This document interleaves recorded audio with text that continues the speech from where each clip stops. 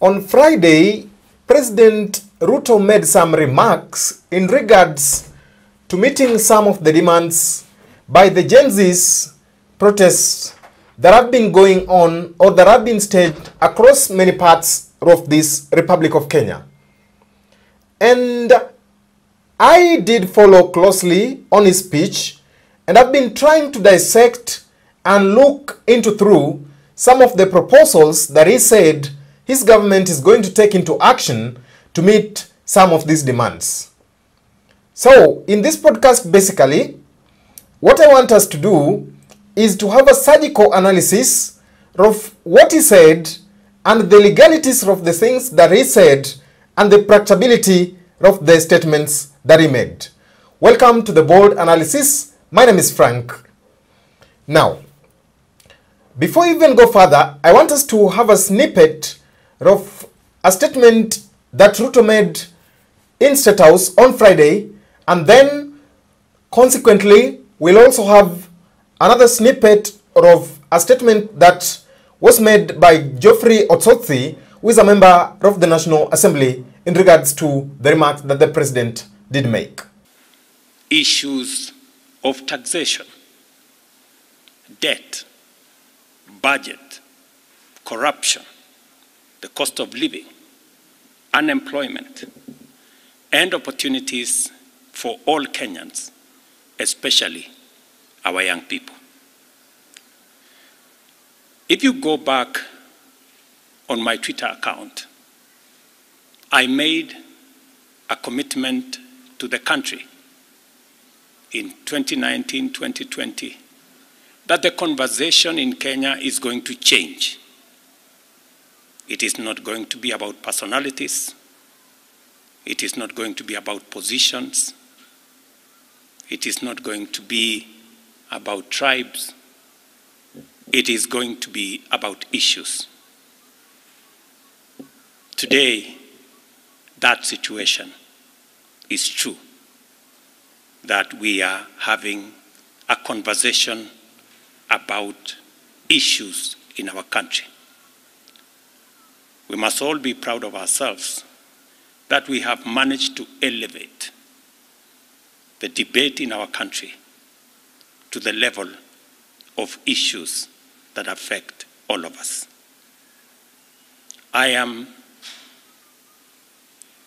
very happy that we are having a conversation about jobs for our young people, about opportunities for business, about manufacturing, about taxation, about debt, and all the other things that are important to all of us. I make this statement to highlight the actions taken in response to the overwhelming public feedback in the recent days, and to fulfill my commitment to continuously and effectively listen to the people of Kenya, and to underscore my intention to always take public contributions in good faith, applying them to enrich policy making, governance, and government programs. Public debt is and continues to be a major point of engagement and conversation in Kenya. I have today appointed an independent task force to carry out a comprehensive forensic audit of our public debt and report to us in the next 3 months. This audit will provide the people of Kenya with clarity on the extent and nature of our debt, how public resources have been expended, and will also recommend proposals for managing our public debt in a manner that is sustainable and does not burden future generations. The consequence of withdrawing the finance bill is the reduction of our revenue targets. Ruto. Tunashangaa ni kwa nini Mheshimiwa Rais hachukui hatua ya kuweza kuidhinisha mswada huu, na ili hali Wakenya wengi wanataka tukue na IBC commissioners wakuwe appointed, kazi ianze. Na kazi ya kwanza ambayo Wakenya wanataka wawe na fursa ya kufurusha wabunge wale ambao walipiga yes kwa mambo ya finance bill recall, na hiyo hawawezi wakafanya kama hatuko na commissioners wa IBC. Kwa hivyo rais, tunakuhimiza kwamba leo kabla hujakula lunch, chukua hiyo mswada, uweke kidole, ianze kuwa sheria. Commissioners wakuwe appointed kupitia kwa selection process, na wananchi wa Kenya wakuwe na uhuru wa kuweza kurecall wale wabunge ambao walienda kinyume na matarajio ya Wakenya.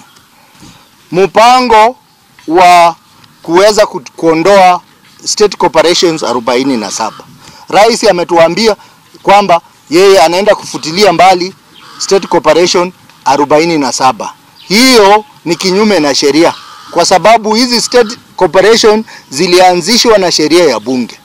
Kwa hivyo kama zitatolewa, lazima serikali ilete sheria ya kuziondoa kule bungeni. Hawezi akaondoa na kusema tu na mdomo. Wapi sheria za kuziondoa? Kwa sababu ziko na sheria ambazo zinawasimamia, ndio ziondolewe kwa njia ya kisheria. Lakini mambo ya kusema tu na mdomo, hiyo ni kuhadaa Wakenya, na ni njia moja kusema kwamba Wakenya wamelia, wacha tuwaonyeshe tunafanya kitu, lakini hakuna kitu tunafanya.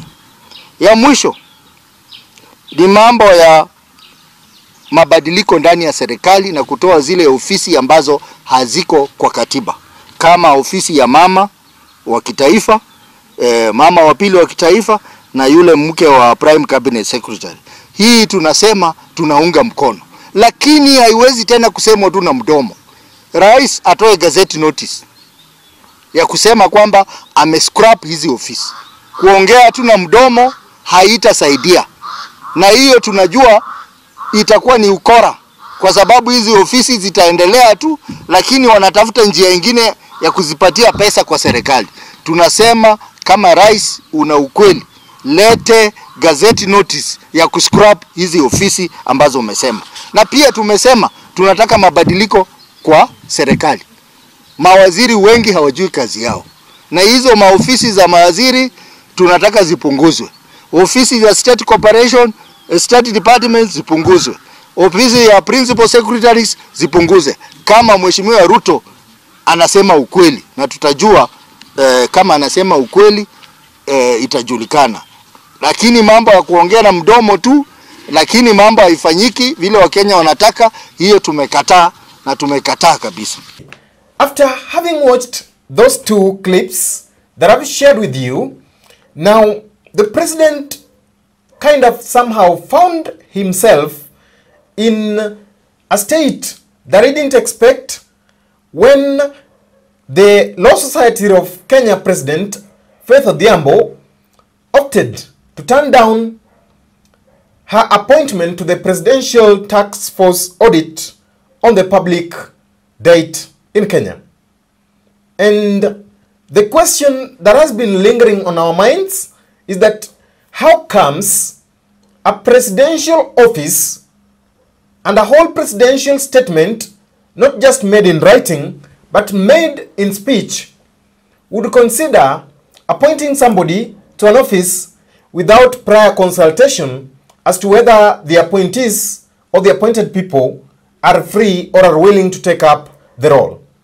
Because otherwise, if it would be every time that a president can make a presidential appointment without consultation and people end up declining, because in developed states it happens, not everybody is a malinga to take up any job that you offer to them. Maybe they're having better paying jobs elsewhere, or they don't want a duplication of roles, as is always the case in our country. So the very appointment by fact of Faith Odhiambo of LSK to the Presidential Public Debt Review Task Force seemed as something that was somehow fishy, because we all know that the flamboyant, or I don't want to use the word flamboyant, but the vibrant Faith Odhiambo has been at the core front of fighting alongside the Gen Zs. She's been very instrumental in that fight, always ready to offer legal aid to the affected or the arrested protesters. We even saw her when former Nandi Member of Parliament Alfred Keter was abducted by the police, and she presented herself to go and seek for the release of Alfred Keter.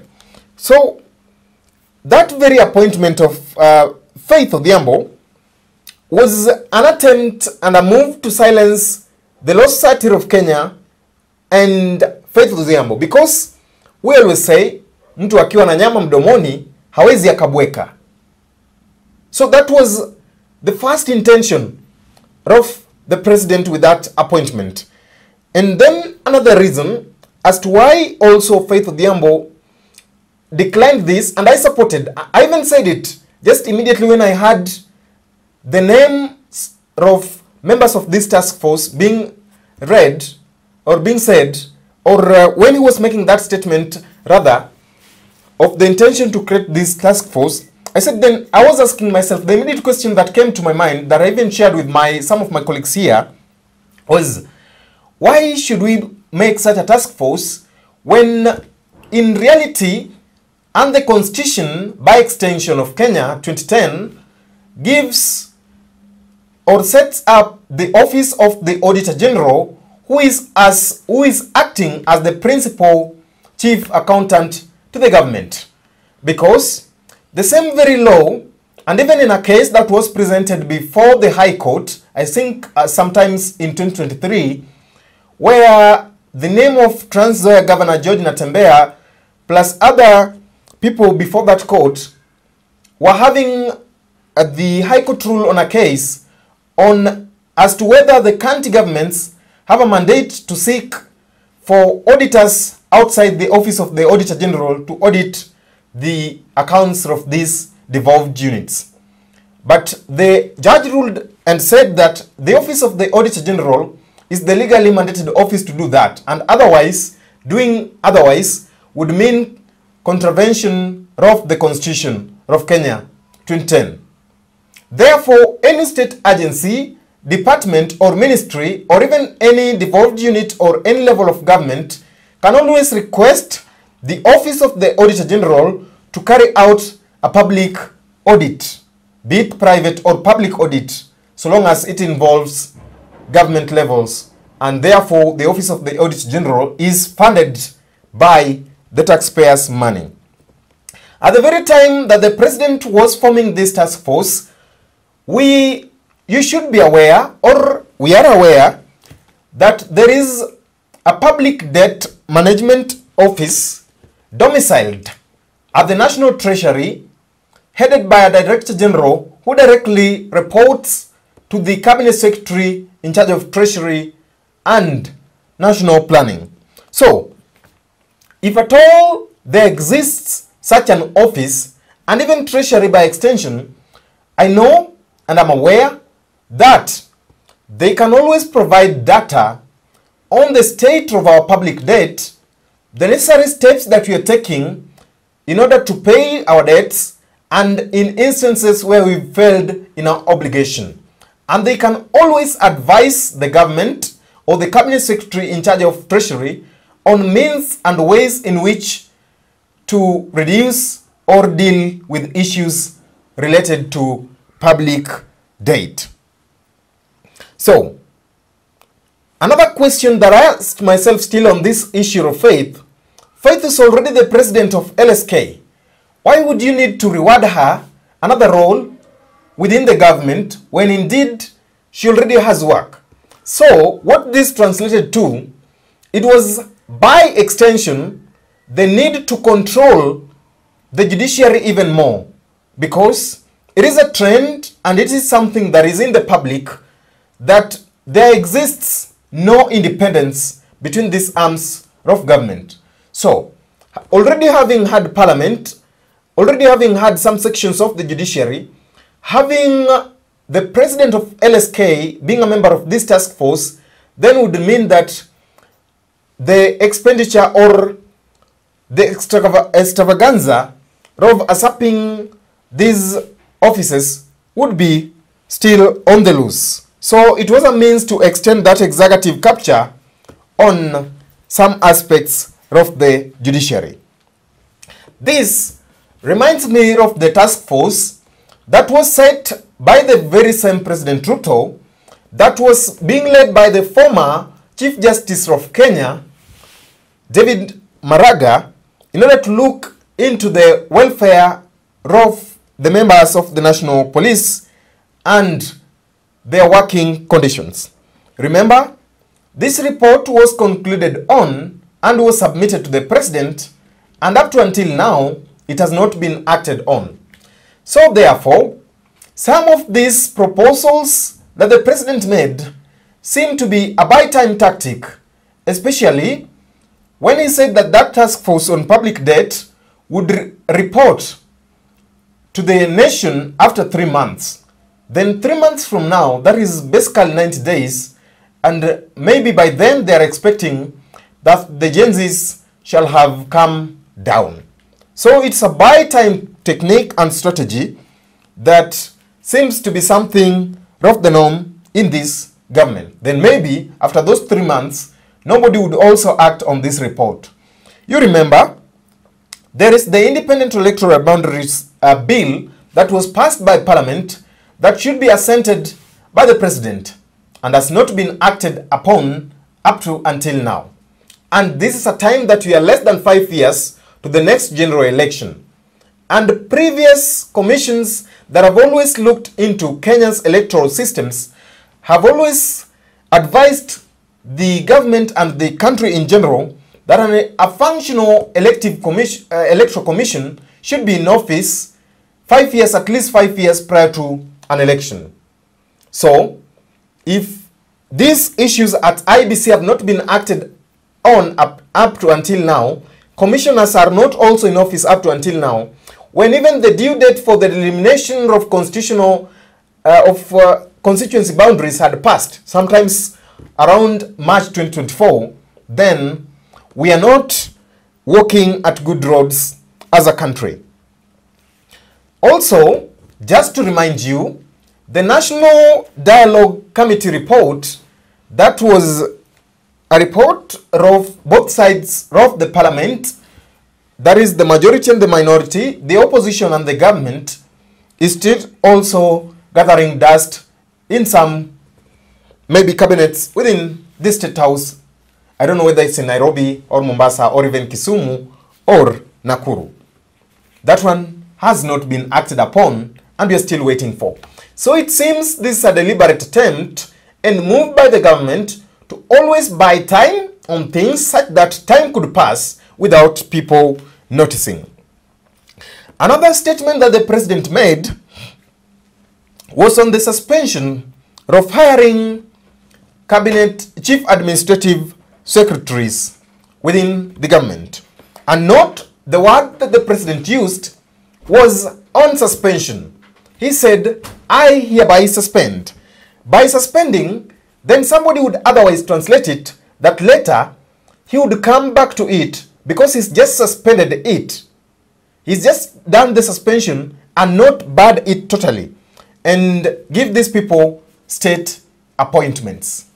So, and he even didn't tell us what was his translation of the court's ruling that these very positions were illegal and constitutional and unconstitutional.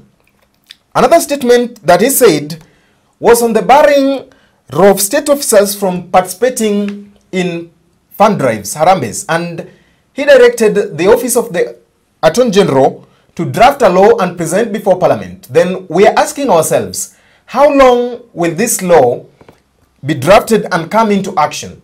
Because it is something that has been a trend in this country, that this is something that is just said, and then thereafter, it takes too long for such steps to be made or taken. Another statement that the president did make was on the extension, or was on the no extension for civil servants who have attained the retirement age above 60. And the question that we are asking ourselves is that even for some members of the cabinet, which the president is a member and sits on, have gone past this age and they are employees of the Public Service Commission and not employees of the president. So would they also be sent on compulsory retirement, in as much as this also is in contravention of Article 41, Clause 1 of the Constitution of Kenya, which gives citizens a right to fair labor practices. So if the labor practices are not fair, then some people would move to court and challenge this move by the government. The other announcement that the president made was on parastatals, that he was going to dissolve about 47 parastatals. In as much as this is a good move to help us manage the public debt thing, but we need to recognize the fact that these parastatals were established by Act of Parliament. So their dissolution would only become effective if the very Parliament sits down and repeals some of these acts that they passed in place. So therefore, the president has no legal mandate whatsoever here to just dissolve them without bringing this motion before Parliament. The last statement that the president made was on reduction of advisors who work for the government by at least by 50%, and they said that this was going to be done immediately. So the Public Service Commission itself has a policy in place that at least that for each cabinet secretary they are entitled to at least 2 advisors who advises them on various issues of policy. But then, if that is a framework by the PSC, then the president could have directed the PSC to review this framework and not just make an empty shelling statement as he made. And also, it would be a good practice in communication at least to promote the principle of accuracy and tell us how exactly what is the number of advisors that are currently serving his government. The presidential office alone has about 6 advisory units advising the president. And in total, they take home about 1.1 billion of your money, the taxpayers, each financial year, just in terms of remuneration and salaries. So, the president could have at least been honest with us and told us how many advisors are currently serving this government. Thank you for watching. That marks the end of our analysis.